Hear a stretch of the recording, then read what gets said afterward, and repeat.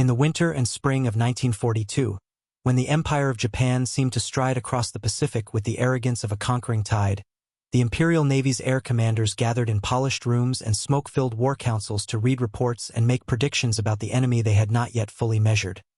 They studied grainy reconnaissance photos, intercepted radio traffic, and the returned testimonies from pilots who had tangled with American machines they already thought inferior. And, when the new pictures of the Grumman torpedo bomber arrived, the mood among the officers hardened into amused contempt. Seen from the air, the Avenger's stubby wings and thick fuselage looked more like a barge with engines than a fighting plane. Its silhouette bulky, slow, and ungainly, and the senior staff, steeped in confidence bred by the Zero's elegant dominance, called it everything from a flying barn to a steel turtle, the phrase catching like a bitter joke in the smoke of 100 cigars. They laughed at the idea of a three-man crew, at the slow climb rate and the heavy belly that would have to fly straight and true toward well-defended ships to deliver a torpedo, imagining their nimble Mitsubishi Zeros arching above and slicing such lumber into scrap before it ever grew near the horizon of a carrier, and the mockery ran deeper than biomechanics. It was cultural, rooted in an ideology of aerial combat where individual skill, reflex, and the blade-sharp art of dogfighting were the samurai virtues of the sky, where graceful maneuver and the ability to outturn an opponent were the measure of worth, and a heavy, armored, workmanlike aircraft seemed an affront to that code. Yet while the Japanese commanders staged their derision, across the ocean men in blue-collar overalls bent over blueprints and torque wrenches, shipyards humming like beehives and assembly lines moving with an industrial steadiness the Japanese had not imagined would be decisive, and no one in those halls cared if their aircraft were pretty. What they wanted was survivability, load-bearing capacity, and a machine that would deliver ordnance to a target and return its crew home. And as the laughter in Tokyo settled into the night, the future quietly split into two competing logics. One of individual virtuosity and honor, the other of relentless production, adaptation, and the kind of endurance that, in a long, attritional war, would grind down myths. At Grumman's Long Island plant, the Avenger was not born from romance but from a list. Make it rugged, make it carry a heavy torpedo, make it keep its crew alive, and make it simple enough to roll out in numbers. The engineers drew thick lines and thicker armor. They placed the Wright R2600 engine into a stout nose and flared the fuselage until the machine looked like something one might fish with rather than fly, and yet the complexity of purpose made it elegant in its own stern way. The three-man configuration meant a gunner could man a dorsal turret, a radioman could keep the crew linked to fleet command, and a well-protected pilot could concentrate on flying through fire instead of dying quickly. Early test flights were an awkward ballet of heavy wings and steady thrust, churned up by engines that sounded like industrial beasts rather than the delicate purr of a fighter, and when the Avenger roared off the ramps, some called it ugly. Others called it dependable, and President Roosevelt, watching the rollouts and the long training sorties, called it necessary, for the Navy had already learned from the losses at Pearl Harbor and the failed torpedo attacks earlier that they needed something that did not flee at the first sign of danger but stood in the teeth of it. The plane's designers did not pretend it would outturn a Zero or outrun a Hellcat. What they promised instead was a machine that could reach its target, drop a weapon capable of punching through armor and deck plating and still have enough structure left to limp back to a carrier. Its belly could cradle a 2,000-pound torpedo or a significant bomb load. Its fuselage housed radios and armor plating that offered real protection, and while early crews called it slow and ungainly, they also, in the quiet of briefings and the clammy heat of hangars, called it a lifeline, a craft that rewarded team discipline and careful tactic rather than acrobatic bravado, and so its mission profile formed around cooperation. Escort fighters to clear the sky, radar to direct the waves, and a relentless, patient approach to targets that made the Avenger less a duelist and more an executioner of carefully prepared strikes. The baptism at Midway came not as a theory but as a crucible. It was June 1942 and the Pacific seemed to hold a terrible clarity of intent, fleets shadowing fleets, sailors and airmen standing watch with the iron knowledge that whichever side broke first would see its empire begin to leak. The Avengers launched as part of a desperate American counterattack, crews barely out of training straps and instructors' advice echoing like ghostly commands, 6 of them climbing toward an unforgiving blue, as if to swim across an ocean of threats, and the first minutes were like letters smudged by rain.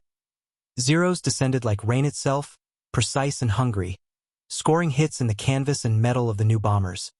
And by the time the smoke cleared 5 of the 6 lay as drifting carcasses with torn wings and smoking innards, while one came home burned and maimed but stubbornly alive, its turret gunner bandaged and praising his mates in the language of men shrunk to essentials. The operation was a disaster on paper, and the press would speak of flying coffins and the Japanese aces would laugh in the bars, but inside the Navy the report was read differently. Yes, losses were terrible, but the data told a surgeon's truth about anatomy. Where did the bullets pass? Which components failed? Which maneuvers held? And the answer was grimly optimistic. The Avenger took punishment that simpler craft could not. Its systems could be shored up, tactics rethought, and crucially, with enough escort and with doctrinal coordination, the Avenger might keep coming back to a fight while more delicate machines could not. The loss at Midway was not only a lesson but a ledger entry that would be turned and recalculated until the numbers produced a new strategy. And while the Japanese celebrated victory and derided the Americans' heavy iron birds, those weary men back on carriers and in command rooms were writing new manuals and routing procedures that would, in the coming months, transform a supposedly lumbering plane into a centerpiece of coordinated aerial attrition. War is often won by the stubborn accumulation of small improvements rather than a single glorious invention, and the Avenger's evolution was a textbook of adaptation. Pilots returned from missions telling the Navy exactly what the machine could endure and what it could not, and tactics shifted from lone, desperate runs to choreographed waves where fighter screens carved safe corridors and Avengers approached under shields of iron and fire. Instead of sending one torpedo bomber alone into a tempest, commanders began coordinating strikes where carriers launched escorts first, radar installations plotted Japanese formations, and radio discipline kept the waves synchronized. An Avenger squadron that once would have been simply brave now became a precision cohort, timing runs so torpedo tracks met targets at vulnerable points, maintaining altitude and speed in numbers rather than risking single, isolated strikes, and that camouflage of numbers and coordination turned the Avenger from a curiosity into a real instrument of destruction. In the Solomons and the Marshalls, Japanese captains woke to the realization that American planes no longer attacked like men looking for glory but like machines designed and used to remove ships from play and the casualty. Reports began to show a widening gap. For every Avenger lost there were multiple Japanese fighters spent in the attempt, and more importantly, Japanese pilots. Those stewarded through the Imperial flight schools into an ethos of personal mastery could not be replaced fast enough. Their training pipelines strangled under relentless attrition while American factories chugged out replacements and modifications at a scale that made loss survivable and even strategically manageable. Stories circulated of crews who had walked away from torpedo runs, of planes that took flak and bullet holes and nevertheless delivered ordnance with terrifying accuracy, of captains who learned to dread the slow, methodical approach of the steel turtle, because those were the planes that came back with the names of ships burning in their radio logs. And for every mocking word the Japanese commanders had once spoken, a new tension entered their briefings. How to stop an opponent who simply would not stop coming. June 19, 1944 arrived with the fragile heat of tropic noon and the nervous galvanism of men who sensed a moment when the old order might finally crack.